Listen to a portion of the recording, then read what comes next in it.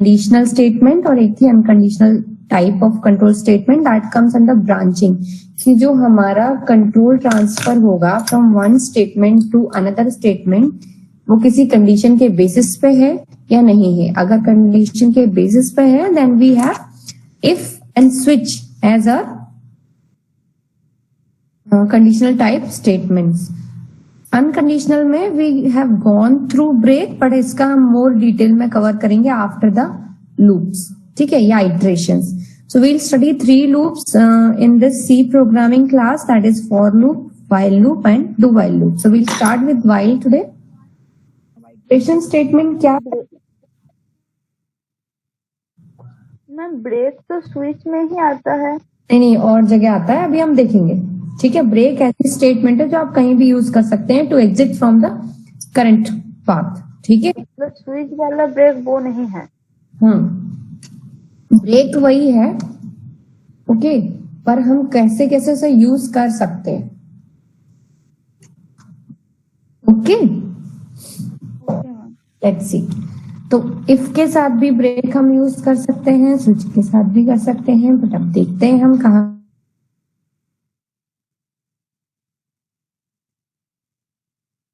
Statement किस लिए होता है, to execute series of statements, ठीक है। हमें एक सेट ऑफ स्टेटमेंट्स जो है रिपीटेडली एग्जीक्यूट अगर करानी है देन वी यूज, और repeatedly until a specific number of times, ठीक है, कि हमें 10 टाइम्स एक ही स्टेटमेंट को एग्जीक्यूट कराना है, या फिर जब तक करानी है जब तक कि कोई कंडीशन सेटिस्फाई हो रही है, ठीक है। जैसे आप एटीएम ट्रांजैक्शन करने जाते हैं, so you put on your card in the slot, है ना। उसके बाद वो पूछता है आपसे, डिस्प्ले होती है कुछ सेट ऑफ इंस्ट्रक्शन की, आप विड्रॉ करना चाहते हैं या बैंकिंग स्टेटमेंट निकालना चाहते हैं या सबमिट करना चाहते हैं, तो those instructions execute once you put on the card, है ना। जैसे ही आपने अपना पिन डाला तो वो जो भी आपको प्रोसेस कराना है वो एग्जीक्यूट होगा। उसके बाद at the last of your transaction वहां वो पूछता है कि do you want to do transaction again, है ना। तो आप यस या नो करते हैं। तो अगर आपने यस किया तो वो सेम सेट ऑफ इंस्ट्रक्शंस दोबारा एग्जीक्यूट होती हैं। So that is known as until a particular condition is fulfilled. जब तक आप यस करते रहेंगे तब तक आपको वो डिस्प्ले होगी, जब तक आप एग्जिट नहीं करते हैं। So for this we have while, do while and for iterations, okay. अब ये जो आइट्रेशंस हैं ये 2 टाइप की होती हैं, bounded iteration and unbounded. Bounded में हमें पता है कि how many times we need to execute a set of series of statements. Then in that bounded iteration we have for loop, और अनबाउंडेड में हमें नहीं पता है बिफोर एग्जीक्यूटिंग कि कितनी नंबर ऑफ टाइम्स एग्जीक्यूट कराना है हमें, okay. So it may require certain condition, okay. तो इस केस में क्या होता है कि जब तक आपकी कंडीशन सेटिस्फाई नहीं हो, जब तक सेटिस्फाई होती रहती है तब तक आपका सीरीज ऑफ स्टेटमेंट एग्जीक्यूट करता रहता है। तो हमें पहले से नहीं पता है कि कब तक एग्जीक्यूट होगी, जब तक एक कंडीशन सेटिस्फाई होती रहेगी आपकी सीरीज ऑफ स्टेटमेंट एग्जीक्यूट होता रहेगा। So that case of iteration is known as unbounded. Bounded मतलब limited by a number, unbounded मतलब not limited by a number. तो इस केस में while और do while है। while में हम बाउंडेड while भी यूज कर सकते हैं, ठीक है, लेकिन do while के साथ भी हम बाउंडेड यूज कर सकते हैं, but it also allows unbounded condition, जबकि हम for के साथ अनबाउंडेड कंडीशन यूज नहीं करते हैं। Is it clear? अभी देखते हैं हम while में क्या होता है, while में क्या होता है, अनबाउंडेड है क्या बाउंडेड है। Just give me a second.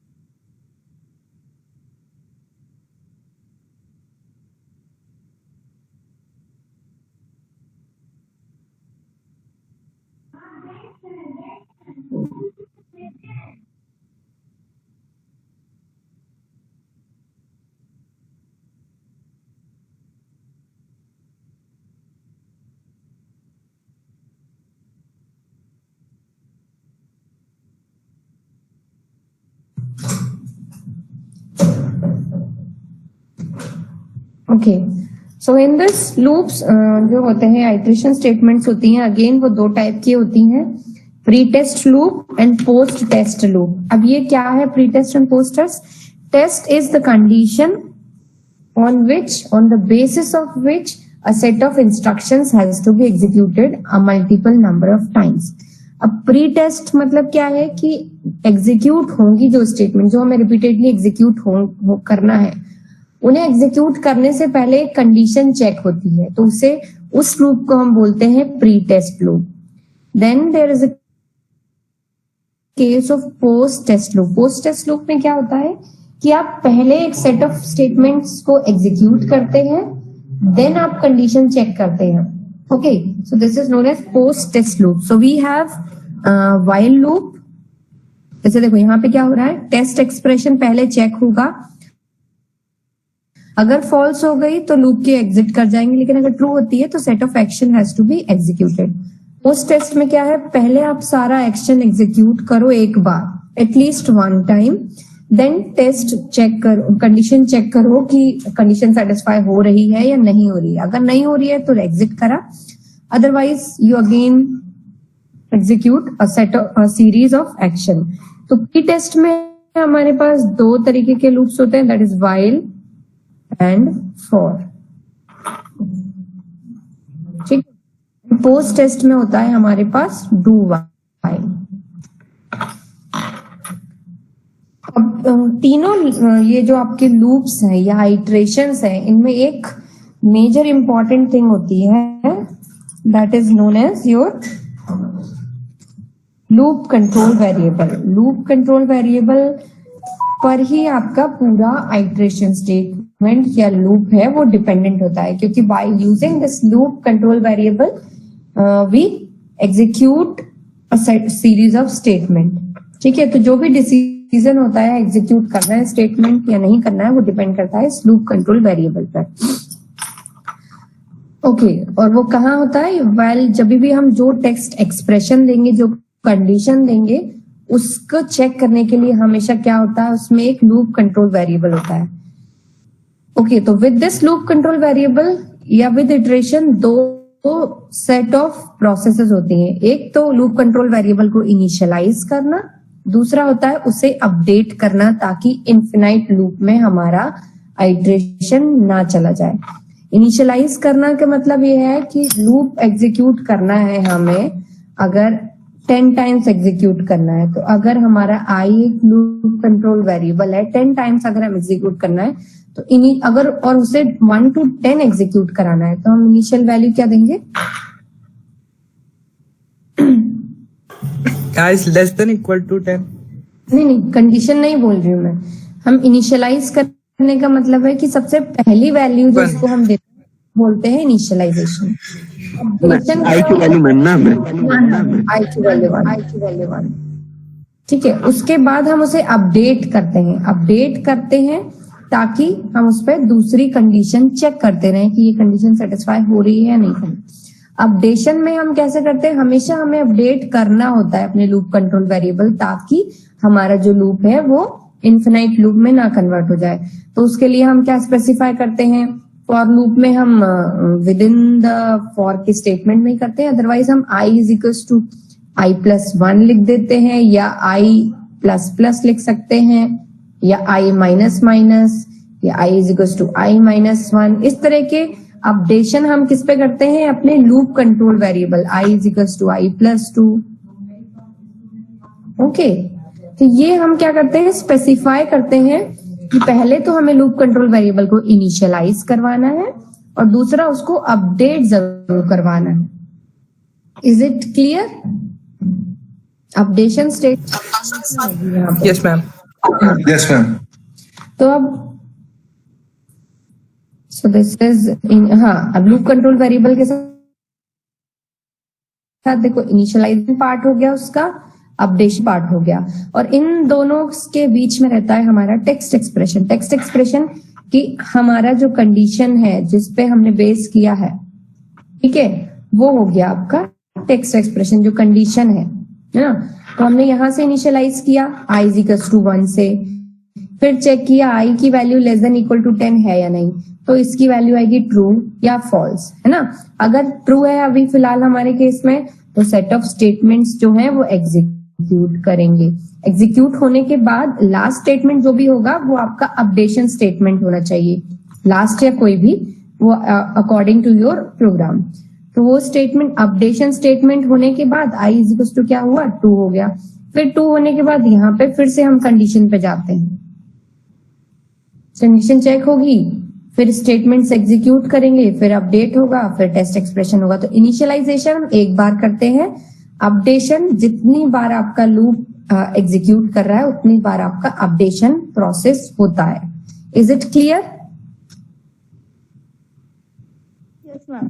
Yes, ma'am. Yes ma'am. Yes, ma'am. Let's see the while loop या while construct. If you can see here, we have this while as a keyword. देखो जितने loops के names है वो keyword भी हैं आपके, तो while, for, do while are all keywords as well. While, then we have curly braces, a set of statement, and after while, within the parenthesis, we have specified the condition. That is your known as your test expression. While का block खत्म होने के बाद कोई semicolon नहीं है, जो भी इस ब्रैकेट के अंदर है उसे हम बोलते हैं body of the while loop. Again while का टेक्स्ट एक्सप्रेशन खत्म होने पर कोई सेमीकोलन नहीं है। So the expression contained within the parenthesis is evaluated in the same manner as if else statement. जैसा हमने if के साथ कंडीशन को चेक किया था कि ट्रू होगा, कंडीशन जो है अदर आपकी ट्रू हो सकती है या फॉल्स हो सकती है। ट्रू होगी तो स्टेटमेंट्स एग्जीक्यूट करेंगी, अदरवाइज अगर ये फॉल्स हुआ then the control will come to the next statements after the while loop. Okay, the statement following the expression is executed repeatedly as long as the expression retains a non-zero value. Again, this non-zero value is important, means यहाँ जो expression आ रहा है उसकी value अगर non-zero है, okay, तो आपका statement execute करता ही रहेगा। लेकिन अगर नॉन जीरो मतलब अगर जीरो है मतलब वो डायरेक्टली फॉल्स हो रहा है। एक्सप्रेशन का मतलब है कि आपकी कोई कंडीशन है, जैसे आई लेस देन इक्वल टू 10, ये एक कंडीशन है, तो इसकी वैल्यू या तो ट्रू होगी या फॉल्स होगी। ट्रू है मतलब कि नॉन जीरो वैल्यू है, मतलब कि 1 है। फॉल्स है मतलब कि 0 है। तो अगर 0 हुआ तो एग्जिट हो जाएगा, अगर ट्रू हो रहा है मतलब 1 आ रहा है तो एग्जीक्यूट करता रहेगा। इसलिए अगर आपने while 1 स्पेसिफाई कर दिया then it is an infinite loop, क्योंकि ये हमेशा ट्रू रहेगा, so it becomes an infinite while loop. सो इसीलिए हमको अपने लूप कंट्रोल वेरिएबल को यूज करना होता है, उसे अपडेट करना होता है, उसे इनिशियलाइज करना होता है। Okay, again this is a pre test loop कि स्टेटमेंट एग्जीक्यूट होने से पहले आपका कंडीशन चेक हो रहा है।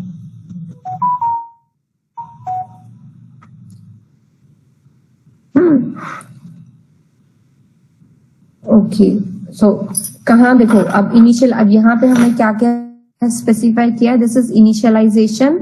अब इनिशियलाइजेशन कहाँ होता है लूप कंट्रोल वेरिएबल का? Before the while statement. ठीक है, while के पहले हमें अपना जो भी वेरिएबल जिसपे आपका टेक्स्ट एक्सप्रेशन बेस्ड है उसे इनिशियलाइज करना होगा कि अगर आई है तो I is equal to 1, then आपका while loop, then I less than equal to 10, then series of statement, and then within this body of the loop you have to specify the updation statement and so on. तो आपका जो execution है वो कहाँ पे हो रहा है? Initialization है वो before the while loop है, updation जो है within the while loop है, okay, within the body of the loop. Loop control variable को हम initialize कहाँ कर रहे हैं? Before the loop start. ठीक है, and updating is done in the body of the loop. ऐसा नहीं कि हम बॉडी के बाहर लिख देंगे तो वो अपडेट होगा, फिर वो अपडेट नहीं होगा, again that will be your infinite loop.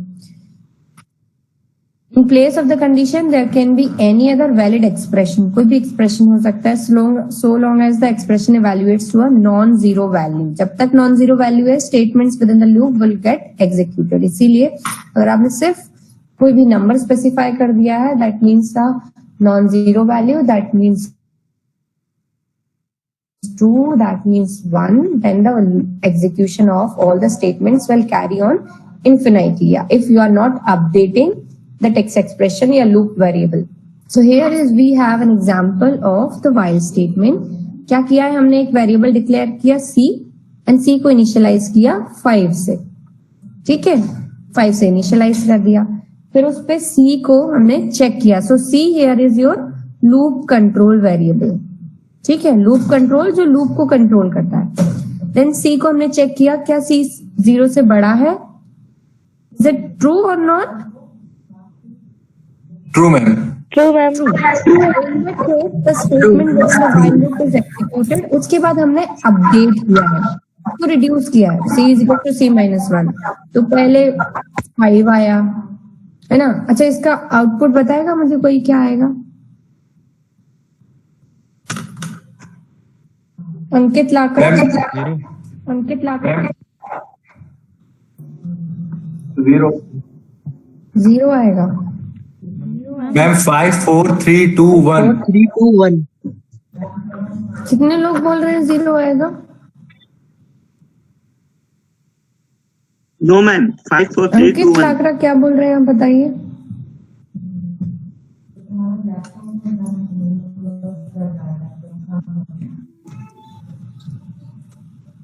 बताइए, यू देयर और नॉट? आपकी अटेंडेंस एब्सेंट मार्क कर दूं मैं अगर आप रिप्लाई नहीं देंगे तो?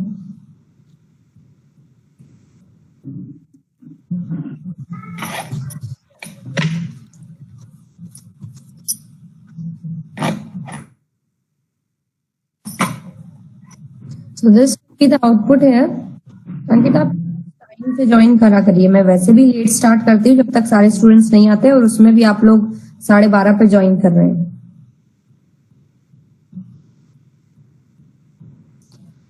Ma'am Okay. why there is braces after while? देखो, ये ब्रेसेस हैं क्योंकि हमारे पास मल्टीपल नंबर ऑफ स्टेटमेंट्स हैं, ठीक है. अगर आप ऐसे, अगर आपके पास सिंगल स्टेटमेंट होता कि while c greater than 0 and c is equals to c minus 1, then you don't need to specify the brackets. Okay, अगर सिंगल स्टेटमेंट है तो हम बिना ब्रैकेट के काम चला सकते हैं, लेकिन अगर मल्टीपल स्टेटमेंट्स हैं then we have to specify, क्योंकि वो मल्टीपल स्टेटमेंट्स एक साथ एग्जीक्यूट करेंगे. तो ये ब्रेसेस स्पेसिफाई करता है कि ये जो टोटल आपका नंबर ऑफ स्टेटमेंट है, ये आपकी बॉडी ऑफ द लूप है, तो इन सबको एक साथ एग्जीक्यूट करना है. तो ये जहां तक आपका कर्ली ब्रेसेस है वहां तक के सारे स्टेटमेंट्स को एक साथ एग्जीक्यूट करेगा. लेकिन अगर सिंगल है देन हम सिंगल उसमें चेक कर सकते हैं. जैसे इफ के साथ भी हमारा क्या था, if a is greater than 0 printf a, ठीक है, जो भी है. तो अगर सिंगल स्टेटमेंट है देन हम बिना ब्रेसेस के चला सकते हैं, लेकिन अगर मल्टीपल स्टेटमेंट है then we have to specify the curly braces. Is that clear? Yes ma'am. Ma'am c equals to c minus 1, then जब c की वैल्यू 1 होगी तो c greater than 0 ट्रू, तो c की वैल्यू 1, तो c Print हो equal जाएगी. to c minus 1, तो 0 भी तो आना चाहिए मैम. नहीं, तो देखो प्रिंटिंग कहाँ हो रही है, पहले प्रिंट हो रहा है उसके बाद रिड्यूस हो रहा है ना वैल्यू. हाँ. इसको अपडेट करने के बाद यहाँ पे कंट्रोल आता है.